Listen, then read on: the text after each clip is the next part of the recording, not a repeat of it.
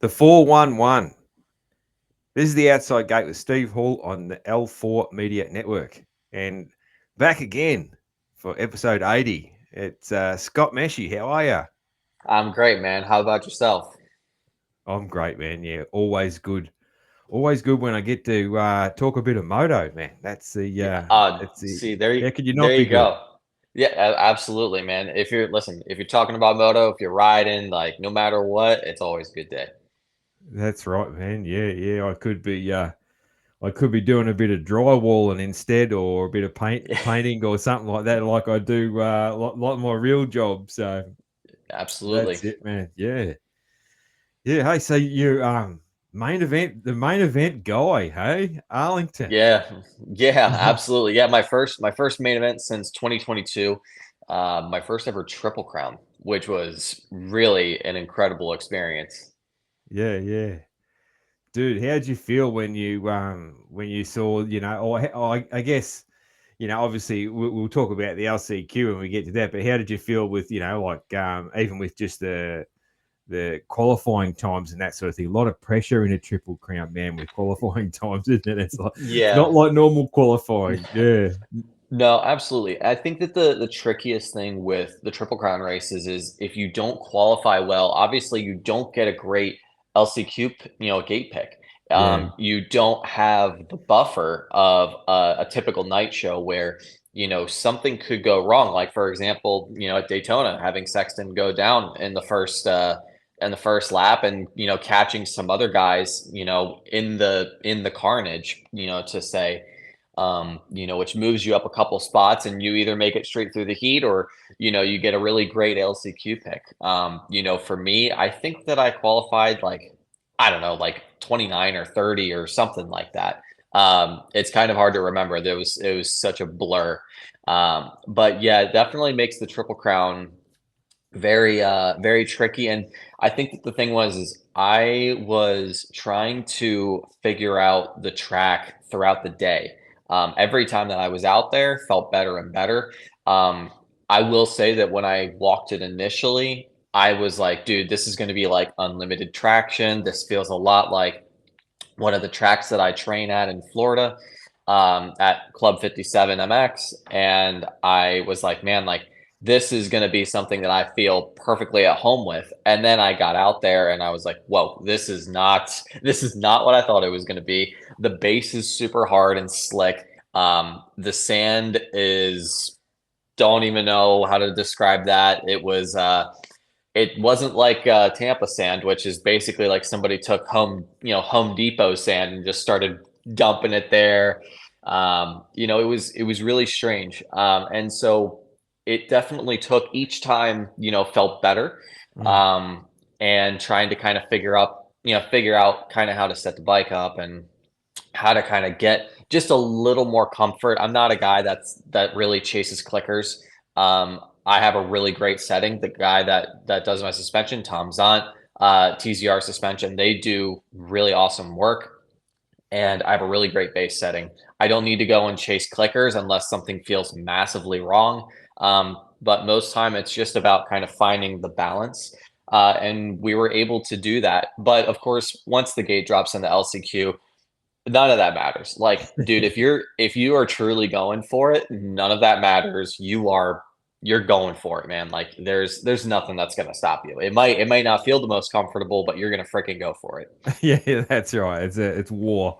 That's it. Yeah. Yeah. Oh yeah. Yeah. Very good, man. Very good. So where are you now? Are you like in the middle of traveling, or are you at home at the moment, or I am not at home at the moment. I'm actually so my fiance Ashley, her family lives up in the Ohio area. So we're only a couple hours from Indianapolis, yeah. and for this race we figured, hey, we would fly in here, and then after the race, since next weekend's a weekend off, we would just spend a couple days here, which is Yeah. always awesome, to be able to spend time with family. And so we're here for a couple days, and it's definitely winter out. It is. There's a little bit of snow on the ground. There's going to be even more snow on the ground later. So it's not quite 75 and sunny like it is at my house. Yeah, yeah. No, well, like, yeah, we're just coming out of summer here, so man, so yeah, we still have, technically out of summer, but March is always just as hot as summer usually here. Oh So yeah. yeah, she's been a pretty warm week, not too bad, but I kind of like, uh, I prefer the heat anyway. You'll never really hear me complain about heat unless it's crazy. But yeah, but you'll hear me complain about cold. That's for sure. Yeah. Yeah, That's because I'm hey not man, used. I'm that's not used to. I'm not used to real cold. Like the cold we get. Like I've got friends in Ohio, and I've got friends in Canada and that sort of thing. And the things they tell me about how cold it is and things they do and all the snow and ice and all that, man. Like I can't even fathom. I yeah, don't dude. know how many. I don't know if I could put on enough clothes to be warm. Yeah. Like Yeah, that's the big thing, man. And what's tricky is, living in Florida, and Ashley and I have made our home there in yeah, Florida. Is dude, my blood is thin, man. I'm used to the hot weather. yeah, I'm definitely a thin-blooded guy, yeah, and man, anytime it gets cold, I'm freezing. Like yeah, when at Arlington, it was, man, I think it was like 40 degrees or something on Friday, and I was just freezing my freaking butt off, man. Like they had like those massive heaters, oh and I'm yeah, just like, dude, if I'm not standing right in front of it, I'm freezing. yeah. It's crazy to me the temperatures that you guys get. Like we get, most of, like, where I live, and pretty much sort of same thing for most of the cooler parts of Australia. We get just below freezing. That's sort of as Mm. as bad as it gets, which is, we might get like a -5 or something, which is like a 25 to you guys, I suppose, or something like that. Oh But yeah. yeah, that's kind of as bad as it gets. It's Yeah, like, yeah, that's not too. Listen, I mean, yeah, Florida. What's crazy is we had a weekend where I was away and Ashley was home working, and it actually snowed. Like yeah, not far from us. We got like a yeah, couple flurries, but like that was it. And then of course, like in typical Florida fashion, like a couple days later, it like shoots up to like 80 degrees. yeah. So it's not too bad. Yeah, it's pretty mild. So I listen, man, Florida is the way to go in my book. Yeah. I'm not sure. I've never lived around much humidity, so I don't know if that'd knock me around. But yeah, I'd be right with the temperature. Very dry heat in Yeah. where I live. So yeah, not much humidity, but yeah, just hot and very dry. So It's super it's hot, it's dry. You guys have basically cannibalistic spiders that are ready to swallow you whole. yeah, it's not as bad as people say. Really. So yeah, but it's yeah, that's the way, man. Yeah. So my next question, I was gonna ask you if you're still based in Florida. So there you go. So you are, man. Yeah, Yeah, cool. up in the St. Augustine area. Super nice there, and yeah, we love it there, and that's a place that we're really trying to put some roots down and build something there. And I think that it's a solid place to be. At Club 57 MX is a super solid place. That's where WW Motocross is slash was, and that's where Yeah, they had the Florida National. yeah. Super solid facility. They've really, like taken the training to the next level. They have actually brought in like a partnership with Troll Training. Hmm. And that's the first time that I've ever had a program where basically I had on the bike training, I had somebody actually critiquing my riding, which, being honest, I needed. It's not that I don't know to do things, it's having somebody point out small things every single day that, it's just in your mind. I mean, because, Brad, the trainer has put it really well. You do, I mean, I'm 27 now. Hmm. I've done basically 26 years worth of riding. Yeah. doing things as I know how to do them or how somebody before has taught me how to do them. And then now he's had me for, you know, we trained off season. We started in September. So, you're talking 3 months to, 3, 4 months to truly, alter someone's, riding, when you've done all of that riding before and trying to break those habits. Mm. Um, but that's really been a game changer for me. There's a lot of things that I was doing that I didn't realize was holding me back. Yeah. There was a lot of things that I didn't realize was, it's not just holding you back. It's the mistakes. It's, kind of like the route to losing time. There's a lot of things that have changed. There's a lot of things that I've improved on thanks to their program, and of course, bringing in troll training. That's the first time I've had something like actually like truly structuring, literally down to the amount of laps that I'm riding, Yeah. all the way to the workouts specifically and how they're placed in the week, to kind of tailor around the amount of riding done each day and when your rest days are and stuff like that.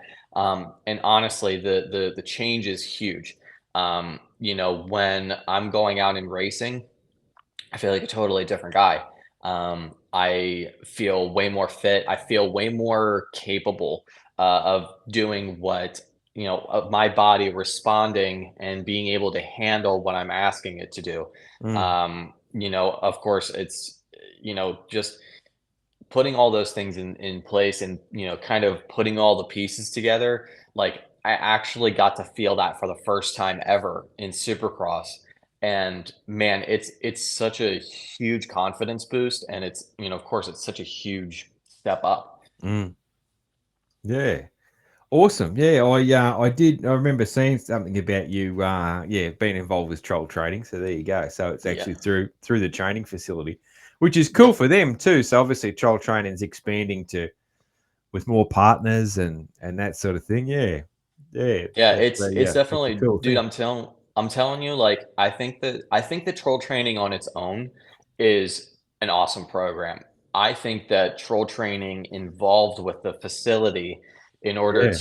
to really truly 360 degree, Yeah. your program is, dude, it's game changing. And they have really awesome, stuff there at the facility. Of course, they have their gym, they have Mm. the cold plunge, they have, all kinds of stuff there for recovery.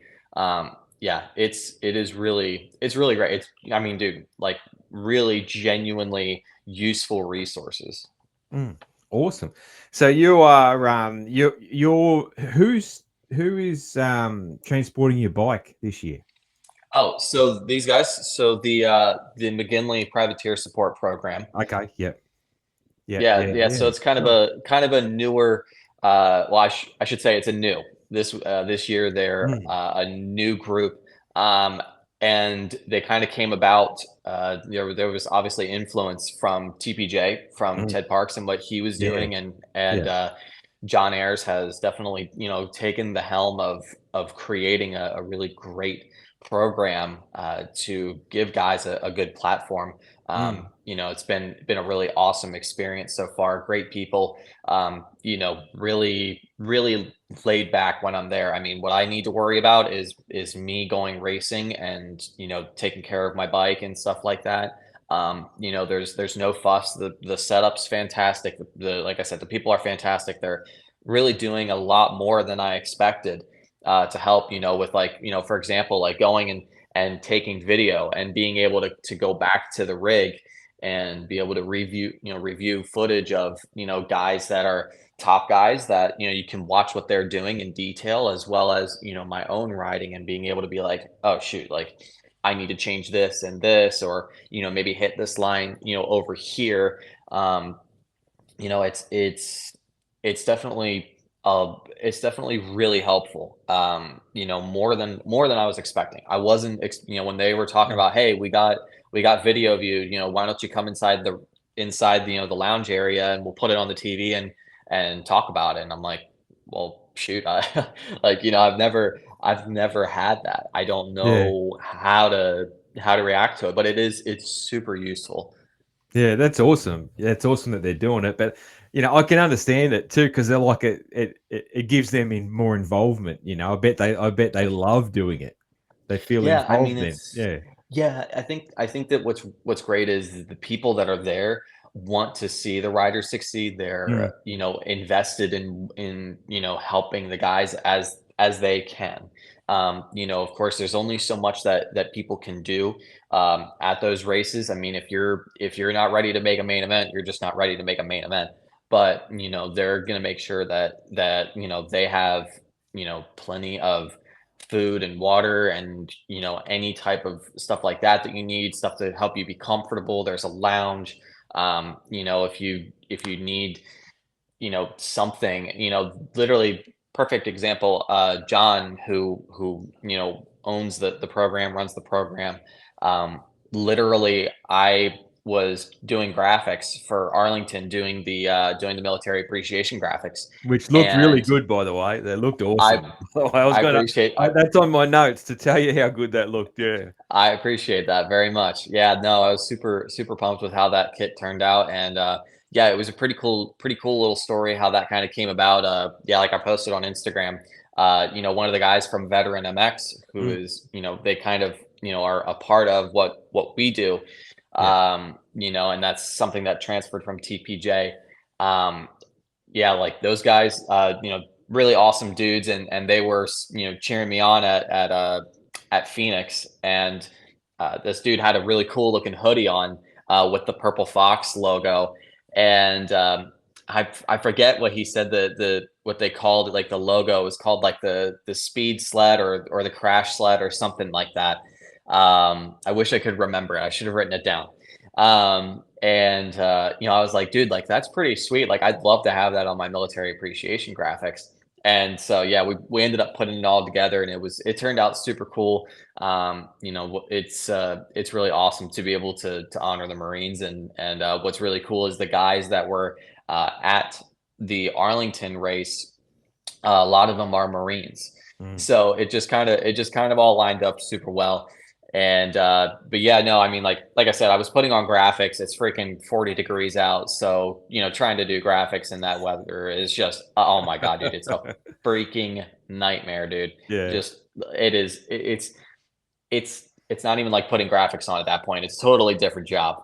Yeah. And John Ayers, the owner, is helping me put on, like, he was asking me, like, my exhaust sticker, which I hate to replace because those aluminum stickers will cut you up so freaking easily. He's like, can I replace your exhaust sticker for you? I'm like, as we're, I'm still finishing up doing different stuff, and I'm like, dude, be my guest if you genuinely want to. And he was working on it for a while, and he got it off. And like, this wasn't like some like half effort. Like this man was getting every single little bit of glue from the old Yeah. sticker, and like, dude, making sure that it looked pristine. Just even small stuff like that, like literally Mm. anything that you need as a racer, to make your day easier, to make your day better. They all the time, every single person is like, hey, if you need help with anything, if you whatever you need, just let us know. Awesome. Yeah. Veteran MX, yeah, my guy, Peter Lindquist from Dude, Veteran. yeah, Yeah. yes. He's been on the show. He's my man. He's a good dude. Yes, he's Yeah, yeah, genuinely good, dude. What's cool is yeah, actually after the race, so of course they're collecting jerseys for their auction, yeah, and I gave him a jersey. And I actually met Peter at A1, and we got along really well. And funny dude, man, yeah. funny dude. Good And man. Yeah. absolutely, yeah. And what's cool is he had his ring from the race they did last year. And I guess the Marine branch kind of won because it's like the battle of the Oh, yeah, that's branches. right. It is. Yeah, and yeah, and he actually gave me his winning ring from the Marine branch from that race. yeah. Awesome. So that was pretty cool trade, and cool to be able to represent those guys and to be able to have that. Yeah, yeah. Awesome. And then that's your also your main event bike while you had those cool graphics. So it all just tied in and awesome, didn't it? It did. I'm telling you, it's listen, look good, feel good, ride good. That's That's it. that's that's the progression, dude. That's all you need. You just That's need a it. good looking Yeah. bike to go fast. That's it. Yeah, man. Yeah. Awesome. Awesome. How do you feel about the rest of your Supercross season? Obviously, you wanted more main events, but like how are you feeling in general? Obviously, Arlington's a highlight, but Yeah, I mean that's of course it's a huge highlight for me, and I think that it's only the beginning. yeah, Actually, I don't just think it's the beginning. I know that it's only the beginning. yeah, I mean, even at Daytona, I was very close to making another main. yeah, Right there on the bubble, me and my training partner and uh, you know, uh, transport partner, team partner, Tristan Lane, we were right there on the bubble, battling. Him and I were battling, trading back and forth position the whole time. If somebody in front of us made a mistake, dude, we were gonna be there. Like we yeah, were gonna be there. We were gonna fight it out. And I think that that's the. I mean, what's tricky is, of course, the start is everything. With the competition the way that it is this season, and what's crazy is, even with top guys falling out, the racing's just still so close. I don't yeah, think that I've ever seen the difference in lap times from like the top guy to, like for example, I think that my fastest lap at Daytona, I believe, was like a 125. Versus like, Sexton and those guys, I think what they were doing like 119, 120 or something yeah, like that. yeah. About Like, 120. Yeah, dude, yeah, and to be honest, that 5 seconds might sound like a lot, but Daytona is a huge yeah. track. No, And and and I'm running a stock bike, like yeah, literally other than the exhaust, and running some race fuel. I'm yeah, on a stock bike and not that power's everything, but like, you're talking about the best guys in the sport, in mm, Supercross, in the world. Like, I don't think that I've ever seen the times be so close. I don't think I've ever seen the competition be so close. yeah, The separation is smaller than ever, which is crazy to think. Like, dude, if I had the speed I have right now, back the last time I made a main event, brother, I would have been top 15 more than easily. yeah, It's crazy. And so I think that every weekend, either I'm gonna be right on the bubble of making a main event or I'm gonna be freaking in that thing. And you best believe that if I'm in that position, I will do everything to fight for it. I'm not afraid to fight for it. yeah, And I think that Arlington was, just the start. I know that it was just the start. I know that of course Daytona, I was close, and there's plenty of other races this year where I've been close. So going into this weekend, I've made my first 250 main at Indy. I've made my first 450 main at Indy, and I just love the track. I love the dirt. Some people hate how ruddy it is. I don't particularly love that it's ruddy, but I just do it, just embrace the suck of a super technical track and just mm, like go and have fun with it. Like, if everybody else is going to complain and, genuinely not like it and let them, be affected by that, my thought process is, well, hell, why not just embrace it, enjoy it? I've done great there. And so there's no reason to not, feel like $1,000,000 going into it because I've had such great success there. And, why not go and follow that up? that's it. And you're definitely planning for outdoors this year to get We try will and try see. and get into SMX. We will see. I mean, genuinely, of course, outdoors is always hard.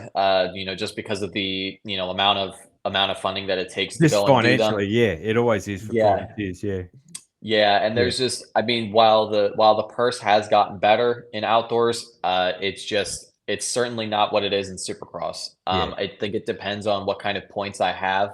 Of course, I'm riding faster than I ever have and more fitness, so that side of things would kind of drive me to be like, yeah, like maybe I should do outdoors, but Mm, at the same time, there's a lot of factors in there. Another thing is literally both my bikes are the same bikes I was racing last year. My yeah, practice bike has like 80 hours on it, and yeah, my race bike has, I don't know, like 45 or something like that, 46.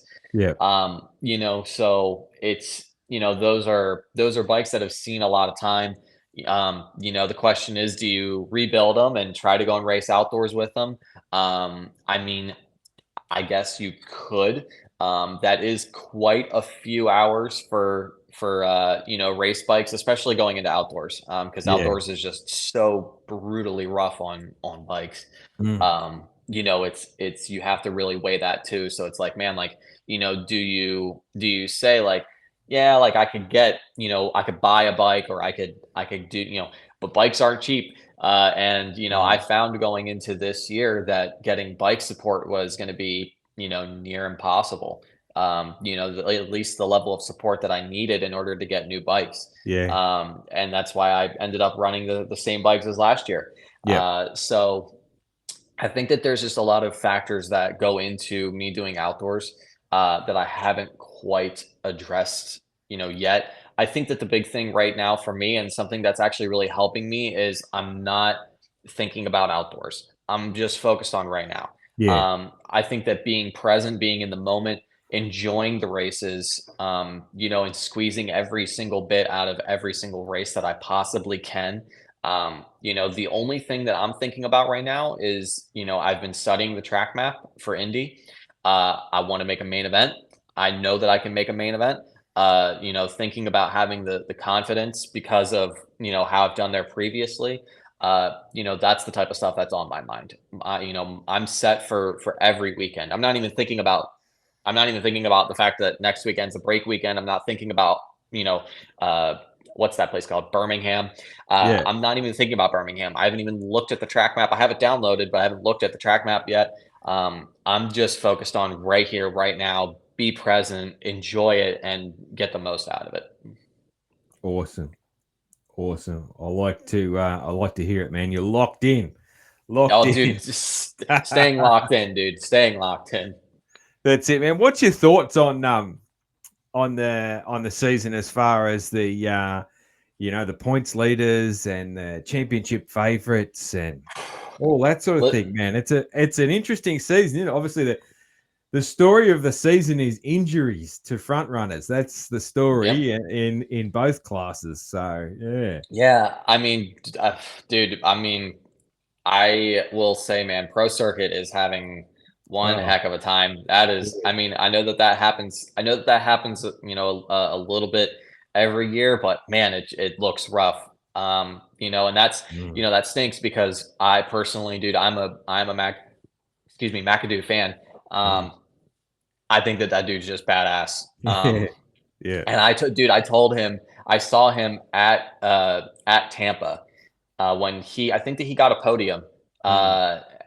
with a torn knee, and I told him as he was walking back, I'm like, Cameron, dude, you are a seriously badass dude.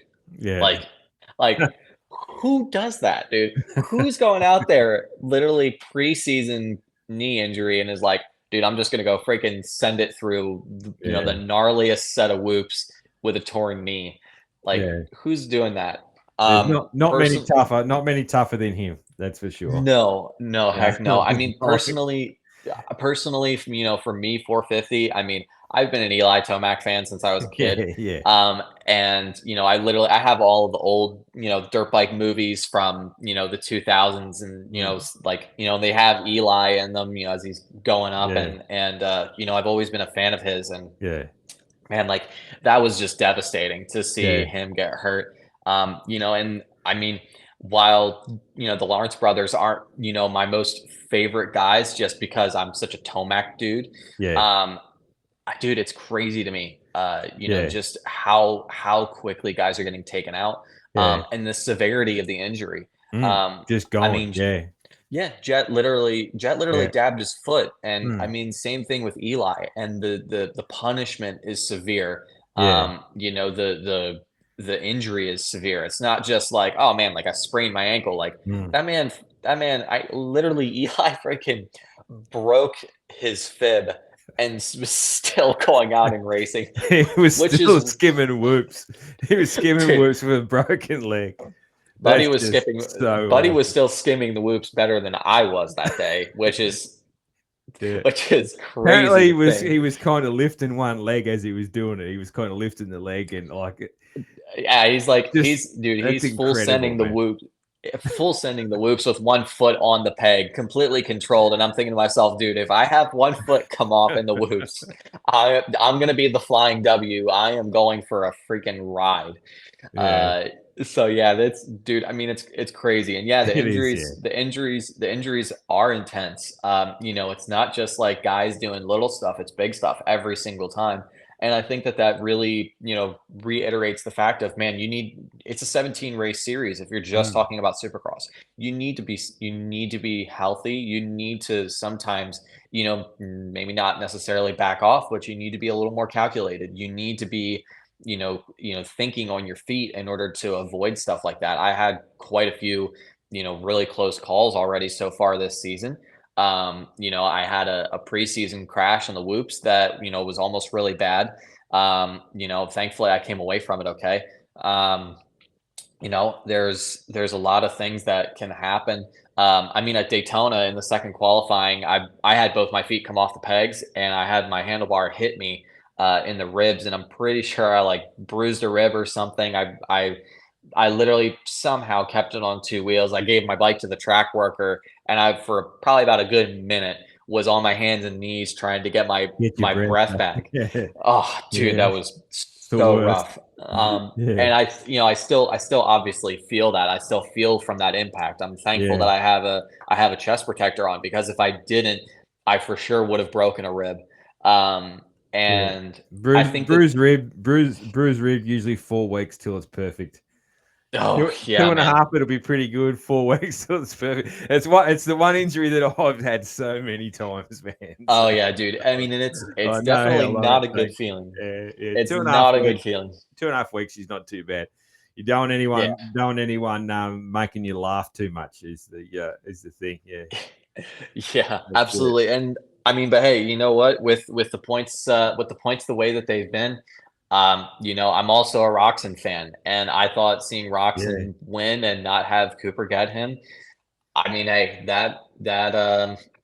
that's a change. And I think yeah, that dude, Kenny's on freaking rails, dude. He is yeah. on rails.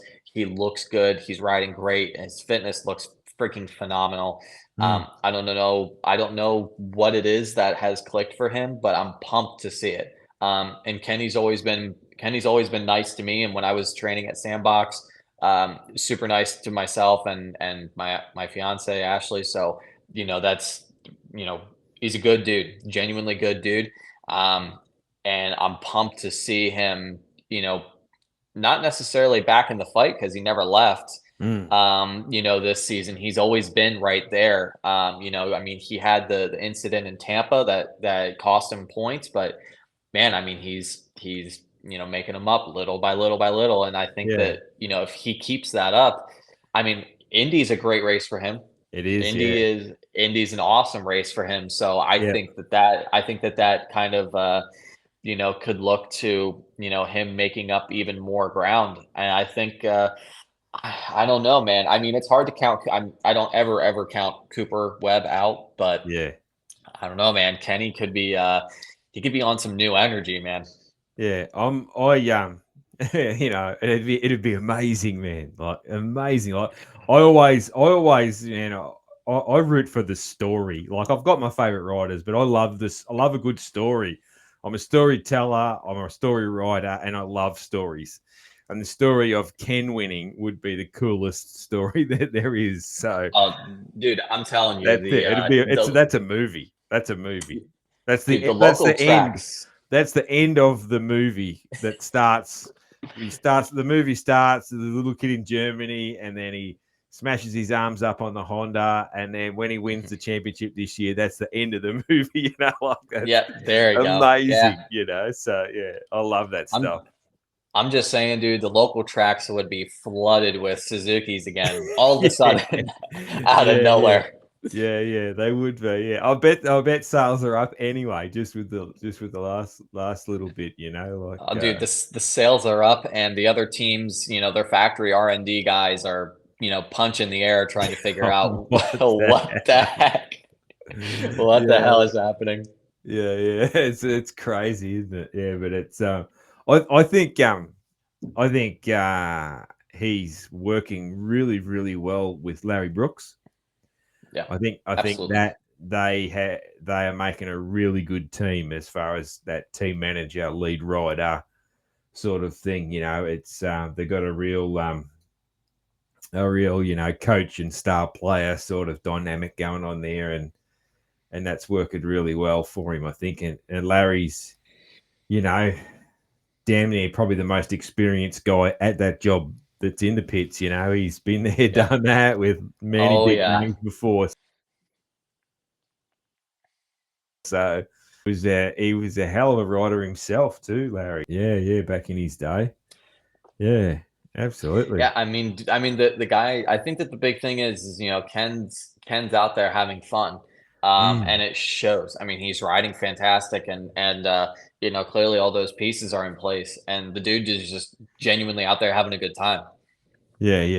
It's cool. It's cool. So who's it? So Kenny's where the heart is, man. The heart, where your heart is for the championship. Where's your head? Yeah, Like, absolutely, who would you put your money on for the 450s? man. I don't. I don't know. I genuinely think that Kenny can come back into it. I don't know how I feel about Sexton. I think that Sexton actually hurt himself more than they're leading on. Yeah, Dude, you don't go over the bars and smash into the face of a jump like that, and just I mean, if you come away from that unscathed, you are pretty damn lucky. Like you need to go play the lottery today. yeah, Like you go and play the Mega Millions, man. Um, and I don't know. I mean, I think that Sexton has the speed all day long. Sexton has the speed, but it's I think that the consistency is hard to have, mm, especially when you're riding that fast. I don't know. I don't really know,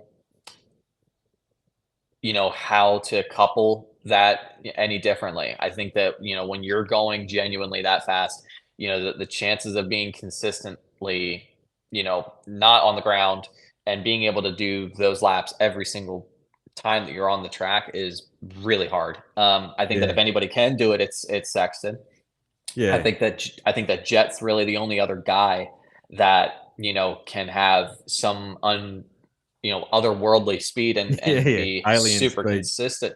Yeah, alien speed. Yeah, Yeah, I think that's really the only other guy that we've really been able to see do that. But we've also seen Chase catch Jet, and we've seen yeah, Chase have just something in reserves that nobody seems to be able to figure out. yeah, Um, but I will say that Cooper Webb is definitely. I mean, his past two championships have been very similar to what we yes, are seeing right now. yeah, It's hard to deny that. You can't yeah. deny That's it. right. Yeah, Um, he's and just that getting it dude. done. Just getting it Oh done. yeah, Getting his and that points. that dude up here is not like anybody else on that track. Yeah, he's a mental just giant, isn't he? He Uh, is. oh He's a dude. little guy, but he's a Oh mental yeah, giant. That dude. that strength and racecraft and smart. Like I think it seems like when everyone else is out there just sort of looking at the next corner, Mhm. he's thinking about everything. He's Yeah. got the No, full he's picture in dude. his mind, not just the next corner.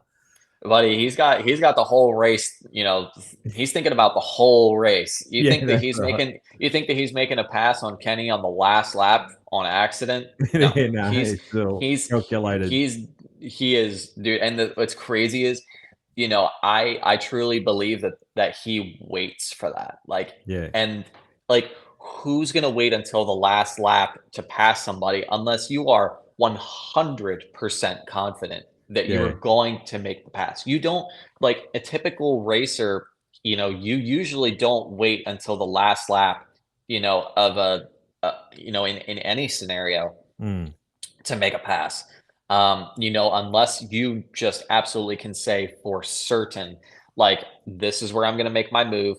This is how I'm going to set him up. Like, set him up and knock him down. And yeah, that dude can set him up and knock him down like nobody else in this sport. Yeah. And that's the truth. I mean, I will say it bit him a little bit, maybe. I mean, Yeah. Kenny, He Kenny, made a Kenny just mistake. had Yeah. Kenny. I was gonna say Kenny, dude. Kenny was mistake free, and he was so Yep. fast. Like, it didn't matter how much thought you had ahead of time. It didn't matter. Yeah. It didn't matter anything that Cooper Webb did or didn't do. Kenny was just so fast, and he was consistent. Didn't make mistakes. Can't Yeah. beat that.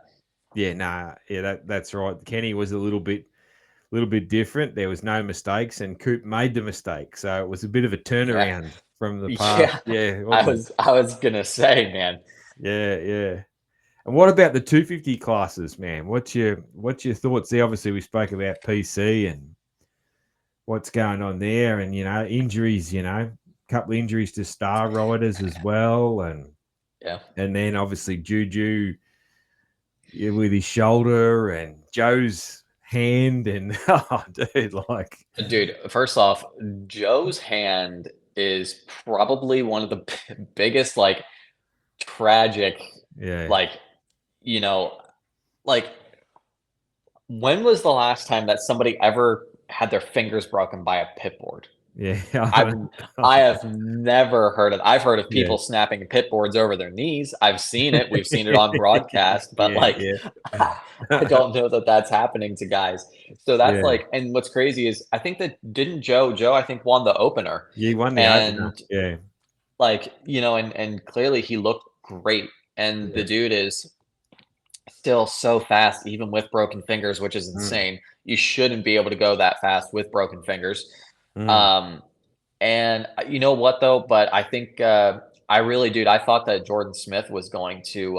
yeah, I genuinely thought he was going to take it all the way, dude. I yeah, thought that he looks so good yeah. on On the that Triumph, he Triumph. looked solid. He looked really solid. Oh, It he just looks. looked things just looked to be really clicking for him, and Oh yeah, I was real high on him, and I really like him as yeah. well. Like, yeah, so Yeah, I think that he definitely has. I mean, of course, he has always had the speed to win. Always. mm, I think yeah, every single year he has the speed to win. his head speed, Um, yeah, yeah, and what sucks is when he lost traction, like the first initial whoop where he lost traction and the bike started skipping out in the rear. That's similar to what I had happen preseason. In that crash in the whoops, like I said. And dude, when that happened, I was like, nope, he's not, it's that split second kind of, rider decision making mentality that you kind of realize if something's going to go sideways and it's not going to come back, or if you're going to be able to save it. And just kind of watching that and experiencing what that was like not that long ago, I was like, mm, man, like it's not going to be good. Like, I yeah, don't think he's going to save it. Um, I really was bummed to see that. I really, dude, I thought for sure that Faulkner was going to come out like absolutely swing into the fences, but I so mean, did hey, I. maybe it's just going to take another year. I mean, you have to think, Yeah, um, you know, what's crazy is Austin and I were both on factory Cobras on 65s many, many, many years ago. mm, And then he went to Kawasaki, and he's been on Kawasaki since I don't even know what year was that, 2010 or something like that. yeah, And he's been literally only on Kawasaki. yeah, So I think that takes a bit of a transition to go onto a totally different bike. mm, Especially one that, I mean, I'm not saying anything about Triumph. They just haven't been around a long time. You don't have a lot of motocross, supercross specifically. You don't yeah, have a ton of time in development, and I think that I mean, I don't think that it's necessarily held them back because they've had great results. They've had guys win. yeah, yeah, There's no excuse on that. But I think that at the same time, as somebody that's been on Kawasaki's yeah, for basically the majority of their life, I think that transitioning to a different bike is a little bit tricky. mm, So I mean, you never know. You might see him by the end of the year, like really show up and back to his winning ways. But I think that next year for sure, um, yeah, I would definitely put him in, and I would put him in my picks 100%. yeah, I can't really necessarily, do the whole betting thing because, being a racer, but, it's if I was putting in my picks, I would be putting him in next year. Me Mm. personally, don't listen to me. Don't do that. Don't do that. Don't do Yeah, that. but I But think like he I'd if he picks things up, starts getting some sevenths, eighths, and finishes the season out healthy. yeah. I'm really happy about that. Oh, And one yeah, hundred percent. I will say particularly he finish keeps. finish it out healthy. And I Yeah, don't he even keeps care. I getting. don't care about podiums or anything. Seventh, eighth, grab a fifth here and Yeah, there, that sort of he stuff. keeps getting into That some would be tussles, fantastic. man. Yeah, he Yeah, does. Yeah, he yeah. keeps getting into some He's tussles, always man. been a bit of a fiery character, hasn't he? So that's it. Oh yeah, yeah. He wears his heart on his sleeve at times, but yeah, that's all right, man. Yeah, yeah. And two, man, like we don't know how much that recovery. Like he had brain surgery. That's Like huge. Like, that's that's not. a pretty big deal. Like that Yeah, we it's not. probably I It's don't not. know. I have no idea what brain surgery recovery is like. I've got no I've got no information on that. As No. moto people, we know about people coming back from bones and Yeah, no, that's not knees some and stuff. broken collarbone, dude. That's But not man, a I that's don't not know. Like, that's yeah, not some broken collarbone. You just get you just get surgery and fixed, and then be like Cody Shaw can just show up the next weekend. Like, yeah, dude, yeah. that's not how brain surgery works, dude. That's not So how it works. Getting your head cut open. that's right. Yeah. So there could be a lot in that too. Just the recovery, the mental recovery, and so many things, man. Like our brain that does it does a lot of things. It's the more sophisticated than any computer in the world. So Absolutely. that's it by a long way. Yeah, crazy stuff. Yeah, yeah. So who would you what do you think? Do you think Deegs has probably got the do you think Deegs has got the West? Deegs, man, it's the Deegs. He's got It's the West. Yeah, I mean, I feel like that's a safe bet. yeah. I think so now. I think Honestly. he's sort of hit his straps and sort of that last race that was sort of the digs we were expecting all year. I think and then Oh yeah. with Juju's shoulder and that sort of thing, like I think he's pretty solid. East West is going to be cool to see. That's always Oh, fun. you know what though? I think that is definitely going to lend its hand to somebody who's really good at being super technical. Yeah. I think that Deegan definitely. Um, I mean, of course, he has the potential to do anything. You can't ever count the dude out. Mm. So and it's hard to say who is going to step up to beat him. I uh, I will say that it was awesome seeing Hampshire take the W at Daytona. I Yeah. think. I mean, dude. I mean, you want to talk? I mean, Tampa technically would have been home crowd. Daytona is not really that far away. Yeah. So really bringing it home there was super cool. And I mean, that dude has so much speed and has won so many times. It's hard to say that it's hard to say that he shouldn't be going and winning. I don't think that it matters who is. I don't think it matters who he's racing against. Um, so, I mean, personally, I will say that I think I think that we might find those two getting into a good battle this weekend. Yeah. Yeah. Yeah. I hope so. I Yeah, hope that so. dude. Now that's a battle of two guys that are not afraid to get Not down. afraid. No, no. There'd be No. no holding back. So yeah. No, it's cool, and that East Coast too, man. That championships pretty interesting, with Anstey and Tom Vial's just collecting points and RJ's coming good, and yeah, that's the hardest championship to pick at the moment, I think. So Yeah, I think that dude, I mean, you know what I will say about Anstey though is the dude is super fast. He is on yeah, a solid setup. yeah, That dude hits whoops like unbelievably good. Like, Yeah, I personally think that if you want to talk about guys that are best in whoops, Anstey for sure is on the 250, yeah, and Malcolm Stewart, yeah, on the Malcolm. 450. Yeah, yeah, I think that I mean, I don't know, Kenny's right there on the 450, but yeah. dude, seeing Malcolm Stewart hit the whoops in Tampa, that says everything, dude. That was probably I would say that that's probably the hardest set of whoops I've ever hit in my life. Yeah, And Malcolm went out there and made them look like child's play, and that says a yeah. lot Well, because that was like he terrifying. said on I think on Pulp one of the big podcasts, he said he was clicking fifth in the whoops at Tampa. Dude, I would believe that. I genuinely It would. was I have only done amazing. that. I've only done that at the practice track, and dude, when you can do it, it's phenomenal. But I personally don't know that I don't know that I would have been doing that at Tampa. I know that I didn't do it at Tampa. I know that there was a few times that I sent it through the whoops in fourth gear, and there was like one time I made it through pretty clean, and I was pretty proud of myself. And then there was two other times where I saw my life flash before my eyes, and there was another time that I had one of my legs slip off, and I was not as skilled as Eli Tomac, and I was facing the stadium wall, ready to go into the stands for a beer and a burger. Yeah. Awesome, man.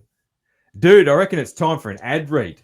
Time for an ad read. Let's do it. Let's do it. And dude, you've still got a gut seat on that bike, I see.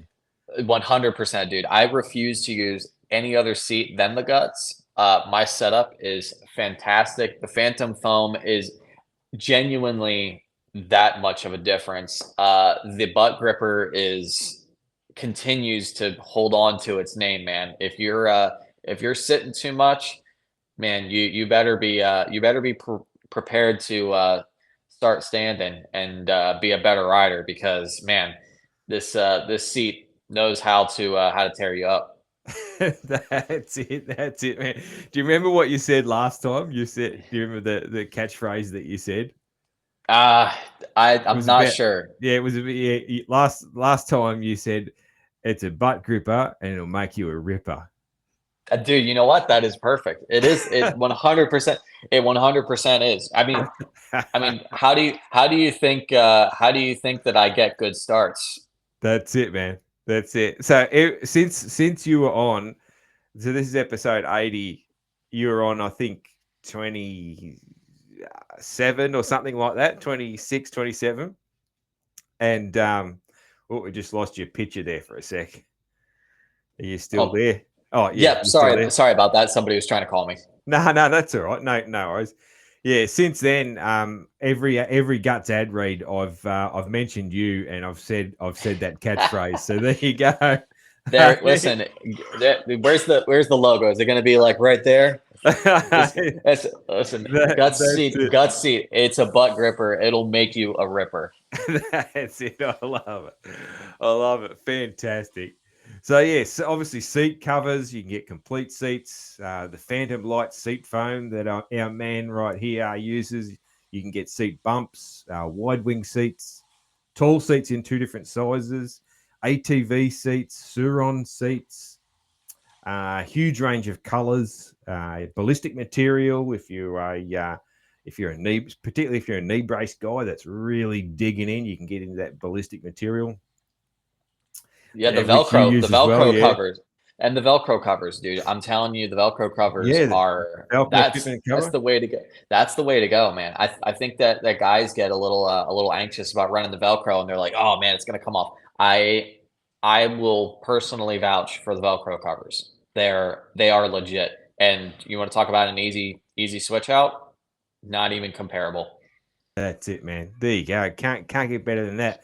Hearing from it, so this man right here put a Velcro fitment guts seat cover into the main event at Arlington. There you go.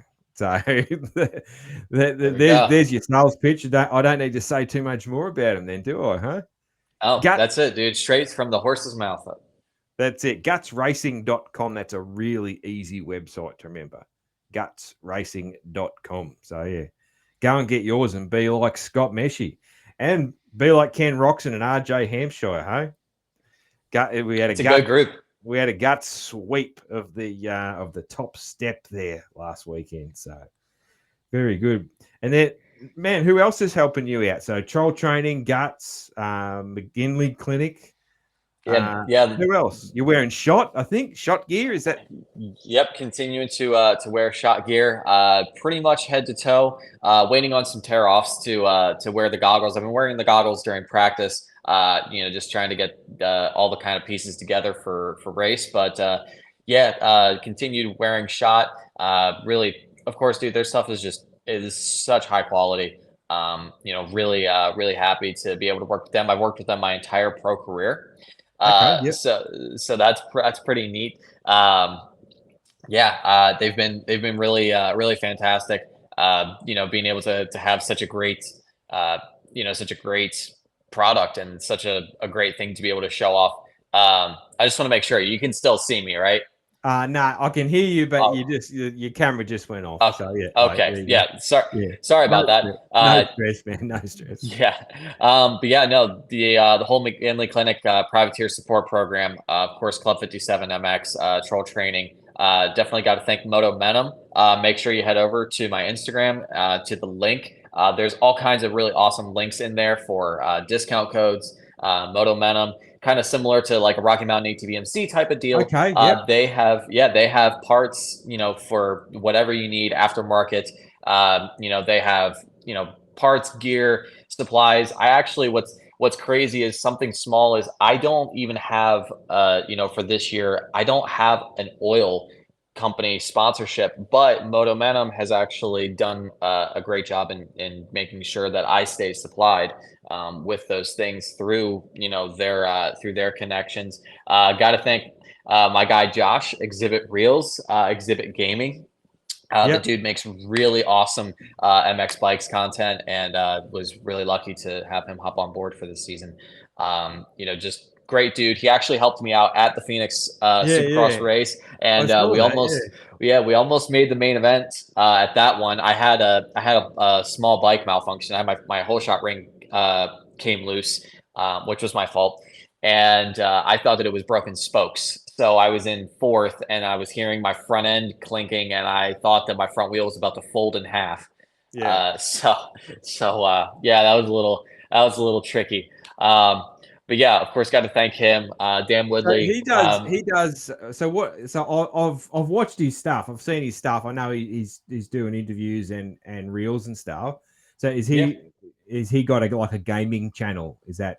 Yes. Yeah. So he plays a lot of MX bikes, and he does all kinds of things from like, dude, full sends on some cool supercross tracks, motocross tracks, all kinds of different stuff.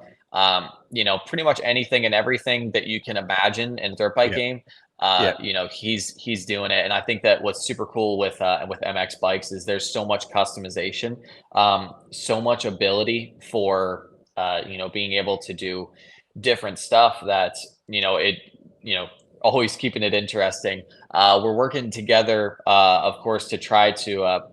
We're going to be getting some Meshey graphics in the game. We're also adding. We're working together to try to add some tracks as well, which would be pretty cool to have some tracks, some training tracks, Supercross tracks in the game. And then I challenged Josh to actually beat my fastest lap times. See if he can beat my fastest lap times during training at these tracks. So we'll see, but yeah, great dude. When he gets the opportunity to, I think that he tries to make content with other guys, and tries to get into. He does some really cool stuff. He does like a watch party, which is super awesome to be able to be a part of. Gets together and kind of talks moto as well, which is pretty neat. So he does a lot of really awesome stuff, a lot of really cool content. So definitely. But MX bikes, that dude is gnarly on MX bikes. Super cool. I can't wait till I'm someday gotta get a PC and see if I can go as fast on there as I do in real life. So Yeah, that's it. Yeah. we'll see. But yeah, great dude. Also have to thank Dan Woodley Motocross Airbnb in Florida in Fort Pierce. So, dude, listen, if you want a nice warm place to be and you need a place to stay and a place to ride, there you go, man. You just get yourself right on over to those guys. They have super cool facility, really nice house pool, and they have two tracks on the property, so it's pretty neat. Okay. You can Yeah. rent, yeah, you can rent the track out, or you can stay there, dude. Like stay there in the house, and there you go, man. Like that's what more do you need than a house with a pool, in a very nice part of Florida, warm part of Florida, and some dirt bike tracks. That's the ticket.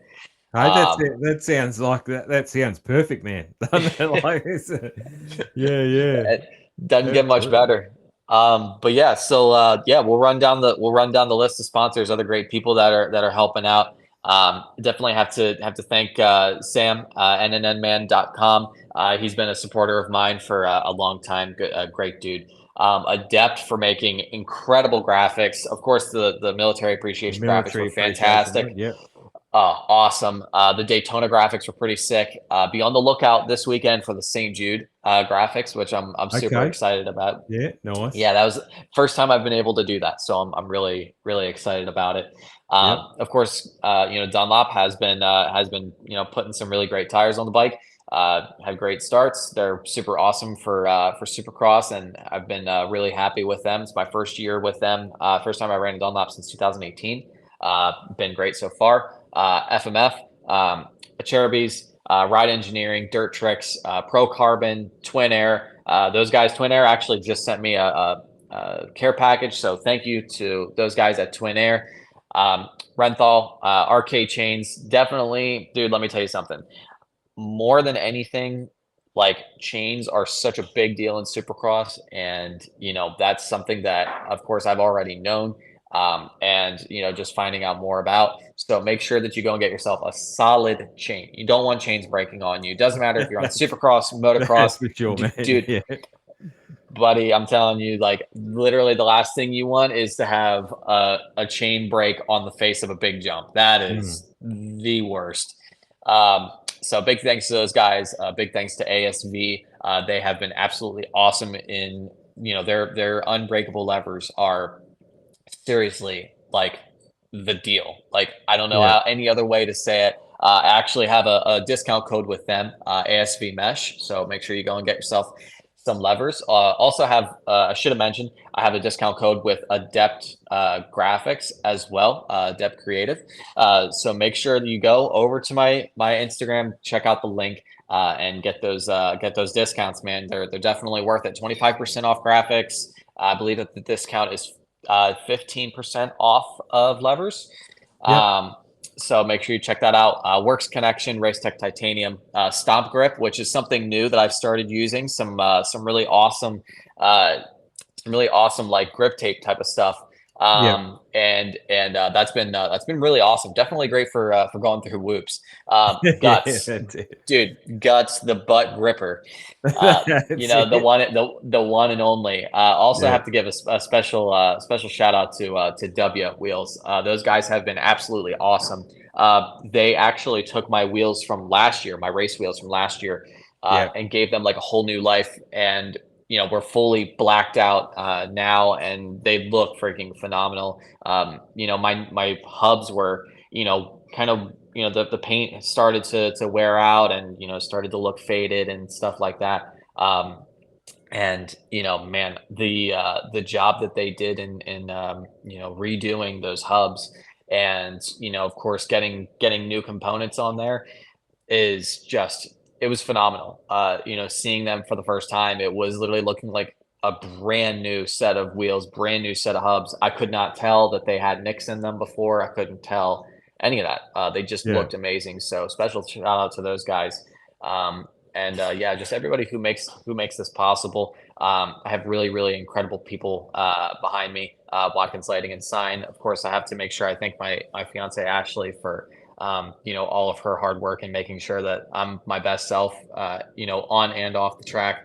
She's been really awesome with helping me to progress this off season, and has been there for all of it, and has also been there for some seriously intense times. In 23 and 24, hurting Mm. myself, having setbacks, having changes in program mid season. Dude, she's been there for all of it, and she's been there to lift me up whenever needed. And dude, she's ready to have my back and ready to fight, man. Ready to go and do what needs to be done. So yeah, just really awesome people behind me. Super thankful for that. Also want to give a quick shout out and ask that people keep my buddy Chad Saltz in their prayers. He had a really intense crash not too long ago.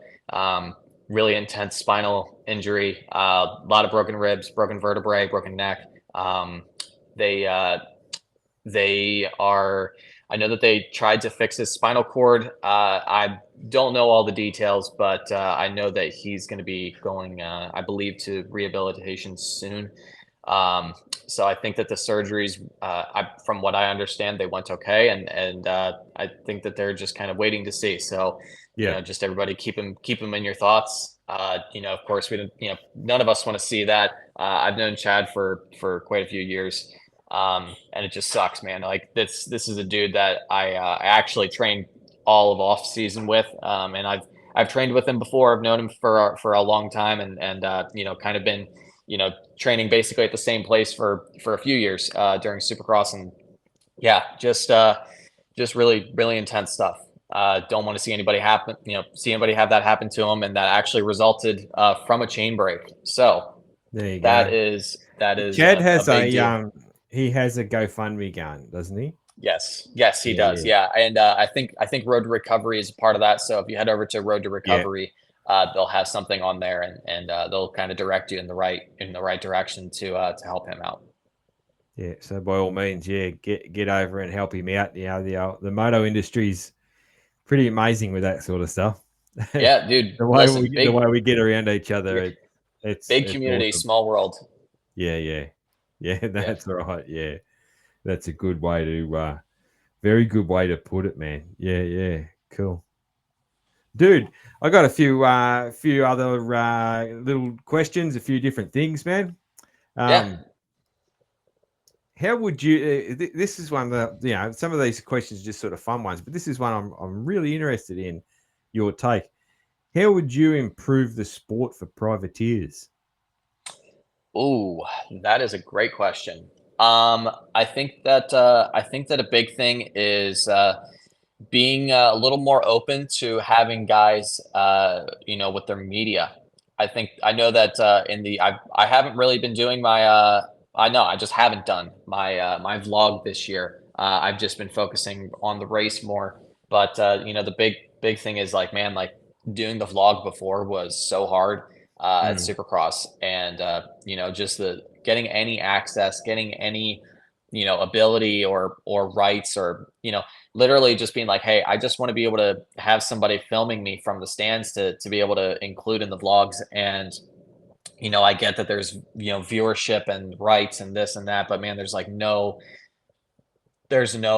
flexibility. It's not even like, hey, yeah, you can film, but you need to wait a week until the next race or something, until you release your stuff. So we maximize our views. I totally understand that. That's where the money in the sport comes from, is the viewership and the TV and stuff. That's a huge deal. I do think that there should be a little more flexibility for guys that are making content and trying to have people, yeah, do content. So, whether you're somebody that's making TikToks and, just talking, and doing well with that, that's fantastic. But man, people love to see the races. People love to see the behind the scenes stuff. And I think that, people love being able to see, a camera's yeah, perspective of you, because the TV camera is not always showing you, like literally Tristan and I this weekend were freaking battling back and forth like crazy. And I don't think that the TV camera caught it at all. And, they were focused on another thing. And I understand that. But imagine how awesome it would have been to be able to capture that. yeah, And I think that that's a big part of things is kind of, Just like, this is my hot take on it. It's crazy how Yamaha is able to, not only have their vlog and be able to do that. And I get they have the permissions and the videographers and this and that, and they pay a lot of money to be able to do that stuff. They also have it promoted during the broadcast, which, I mean, privateers aren't even able to have somebody filming them in the stands. Yeah. I don't know, man. Yeah. I mean, personally, I think that I don't think that takes viewership away from the race. No, People are going to, dude, it's gonna, people want to if watch the anything, race anyway. if anything, it's gonna add to it.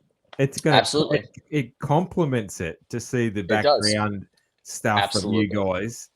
Yeah. Nobody's gonna watch your thing and then not watch the race because they saw a clip on your reel or your TikTok or something. Like, it complements it, but yeah, it's a really good point, man. That's a really good point. I think that's probably one of the biggest free ways that, I mean, I get TV, whatever, money and all that. I have a business degree in sports and all of that, and a master's. Like, I understand the backside of that. I understand that there's huge money, that there's huge politics, that there's huge power moves in that whole thing. I don't know. I feel like that there should be at least some leniency and willingness to work with those guys that are wanting to do that. I think that's a great way to grow the sport.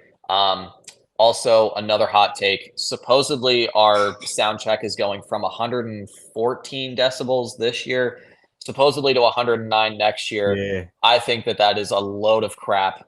If that's actually what's going on, I don't even know how that's even possible. I'm running the tightest baffle that I can possibly run in my bike.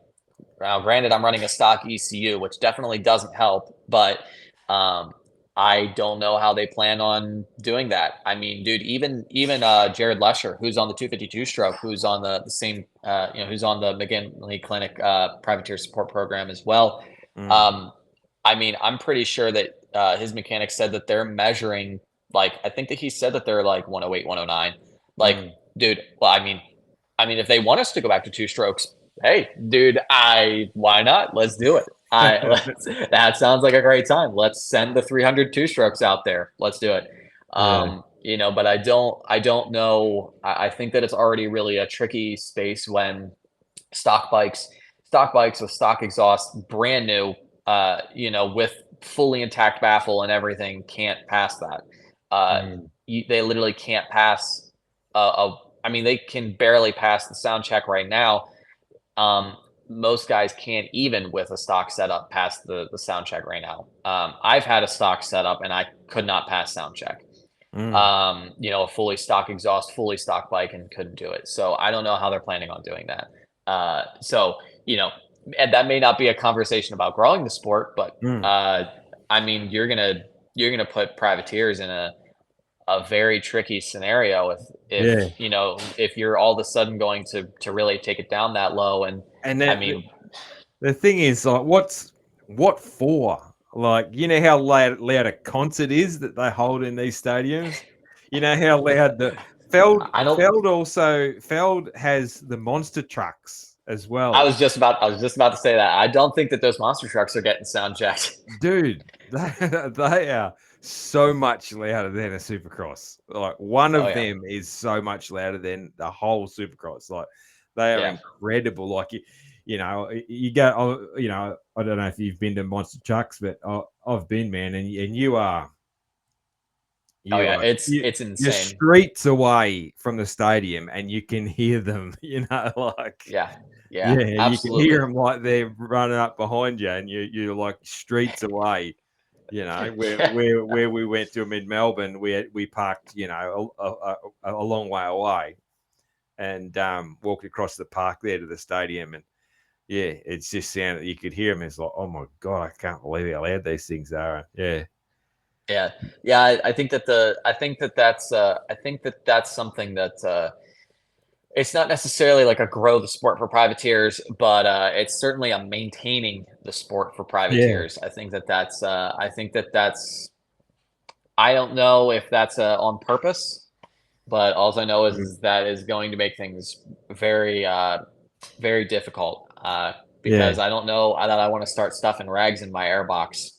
Yeah. It's also like one of them, like for a guy like yourself to be able to put a pipe on your bike Yep. is one of the easiest ways you can get a little performance gain. You know, when you're not getting race motors built, when you're running a stock motor, you know, Yeah. the pipe's kind of your first thing. Let's put a pipe on it to get a Yep. little bit, and Yeah. that's going to And to take pass away sound. that. So yeah, Yeah. And to pass sound. yeah, Like literally, you know, that's the only that's literally the only thing. Like I said, that's the only thing that I have done to my bike. Like that stock ECU does not care what gear I'm in, doesn't care if I'm in neutral, doesn't care about any scenario. It's not programmed for anything other than to just run.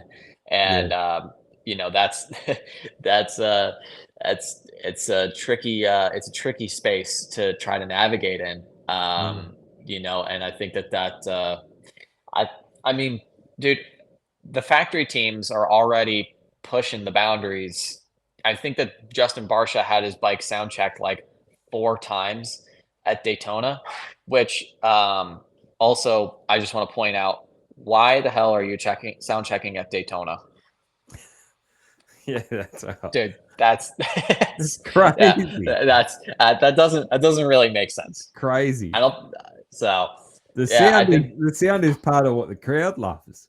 You know, like yeah, I think I mean yeah, I think that you know what? I would have been very interested to have been at an arena cross race where they had the full electric, the full electric deal. yeah. That probably was as a spectator probably one of the weirdest races to It experience would be because weird. Yeah, I mean, dude, Josh Hill freaking rips. Let's just say that Josh Hill yeah. rips. Bogle rips. There's guys that were on the Mm, Starks that freaking rip. But man, it's just weird. It's gotta be strange. mm. I mean, at least like put like a put like a kid's bicycle bell on that thing or something. You're going to make a pass on the inside, and then basically instead of rev bombing, you start dinging a Ringing the bell. bell. That's Yeah. it, yeah. Cool, man. We'll move on to some fun questions, man. Um, if you weren't a motocross rider, so if you'd never gotten into moto, Mhm. what would you be doing right now? Where would Oof, life have taken you? that's a great question. I mean, I don't really know. It's hard to say what life would have had in store for me if I didn't ride. I think that riding is so in my DNA and so like literally it's so huge in my world that Mm, it's hard to imagine, me yeah, not riding. But I mean I've always pushed myself academically. I already, have my degrees and stuff like that. I have no doubt that I mean, of course that's something I work as a project manager and permit person already. And I do that. I obviously love racing. That's my passion. Um, but I think I don't know. I will say that I started attempting to surf last year, and I can't say that I'm good at it by any means, but I will say that it's definitely a really cool vibe. I definitely love, it's just even being out on a board out in the ocean. Even if I can't catch a wave, it's so awesome being able to be out there. So I think from my beard's perspective, I probably could have been a good lumberjack. that's it. Yeah. That's it. Yeah. Very good, man. Very good. Um, dude, what pushes your buttons? So you're pretty happy. You're a happy, friendly sort of guy, but everyone has something that what pushes your buttons? What really annoys you? Um, I don't know. It's pretty hard to get me wound up. I I would definitely say that I'm a pretty easygoing guy. Mm, Pretty happy person. That's the kind of headspace that I try to keep, and especially on race day, I listen to music that makes me laugh or just makes me happy. And I'm a pretty mentally strong person. It's rattling my chain is not something that's very easily done. mm. Um, I do I do think that I mean, not even like, rubbing is racing. Like I've taken people out. Uh, so, I can't really say that I'm going to get super mad about that either.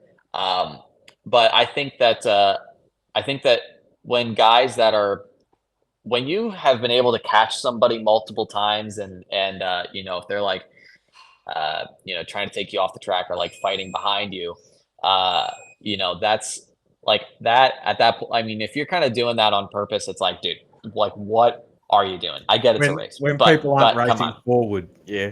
When they're not Yeah, racing forward, yeah. yeah. I mean, that I think is dumb. I don't Yeah. know. Yeah, yeah. Yeah, fair enough, I man. think Yeah. it's like I think that just kind of more coincides with like reckless riding, Yeah. and I think that pisses most people off. Yeah. I think that reckless riding, like cross jumping, stuff like that, like that's just like you're riding above your head. You clearly are not not to say that you're not skilled, but like you're riding above your head. You're doing stuff that doesn't make sense. You're putting yourself and other people in danger that like I said, most times, like 99.9% of the time I will keep a cool head about it, but like it doesn't mean that it doesn't like push my buttons. It's like what are you doing, dude? What are you doing? Like, Very good, man.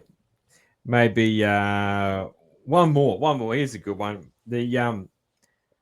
So Supercross riders, man, they're usually not scared of much, but is there anything that you're scared of? uh well, that's a good question. I would say heights, but I've gone skydiving before.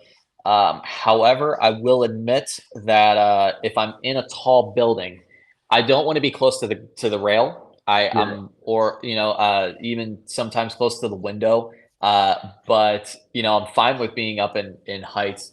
For the most part. I will say if you're from the States and you watch River Monsters, the show River Monsters, the all of a sudden you learn how dangerous fish are, and all of a sudden you learn that swimming in the ocean and swimming in the waters and like the Gulf and stuff like that is actually pretty dangerous. But I wouldn't say that it's necessarily like scary. Yeah, you can't be too scared It of that just if you've yeah, been yeah. surfing. Yeah. Oh, yeah. No, dude. I mean, it's kind of funny because like sharks are terrifying, and if I Yeah. know that there's a shark in the water, I'm sure as hell not getting in that water. But I going out and surfing, especially where I live, there's a lot of sharks around in the summer, and I Mm, mean a lot. And but you still go out. You still go out. You just kind of don't. You kind of don't let yourself think about it. okay. Yeah. You kind of are like, yeah, like that they're there. You know that they're, hopefully not right there, but they're somewhere Mm. around. That's their home. You have to respect that and realize, you have to have somebody keeping an eye out for you. And if they see something, then you better get out of the water. Like, don't be playing games. Yeah. Yeah, yeah, yeah. I guess it kind of makes sense, that's kind of like, riding motorcycles. Like we know you can get hurt. Things can Yeah. happen, but Yeah. you don't think about that when you're riding. Yeah, you don't No. think you I mean you might think about little stuff, but you don't think about bad accidents when you're riding. Otherwise, you wouldn't go out and do it, would you? Like you can't go No. out with that in your brain. Yeah, No, you only think about it when it's happening. You only yeah, when that's right. In the it's slow when motion, when it goes slow motion and it's happening, and you can't yeah, stop it. You it's think about it then. Yeah. dude, like I'm telling you what, Levi Kitchen unfortunately had time to Ooh. think about what was about to happen. That's rough. That's Mm. when you have too much time to think about what's about to happen. Oh, That's the Yeah, worst. yeah, and you can't stop it. Absolutely, man. Awesome, dude. We might wrap it up. This has been great fun, man. Great fun, and best of luck. Best of luck for the rest of the season, man. I'll be I cheering appreciate you. it. I'll be cheering you on from down here. That's for sure. I was cheering you on From last weekend, from and down under. that's it, man. That's it.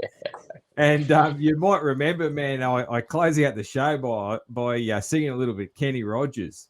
So I think last time, I'm not sure if you joined in I or not, had or if you knew I the had words. no idea. That's it. So I'll do that to close out the show, man. And if you do remember the words, you can join in. But there's no. I don't expect anyone to commit to that because most people don't. You know what, dude? I'm gonna have to. Here's what. Here, we'll make a deal. Yeah. We'll go and make some more main events. I'll learn some Kenny Rogers. Tell me the song to memorize, Yeah. and then next time I'm on, dude, we're doing a duet. Okay. Sounds good, man. Yeah. All right. All right. So Let's do it, man. So I handed him my bottle, and he drank down my last swallow.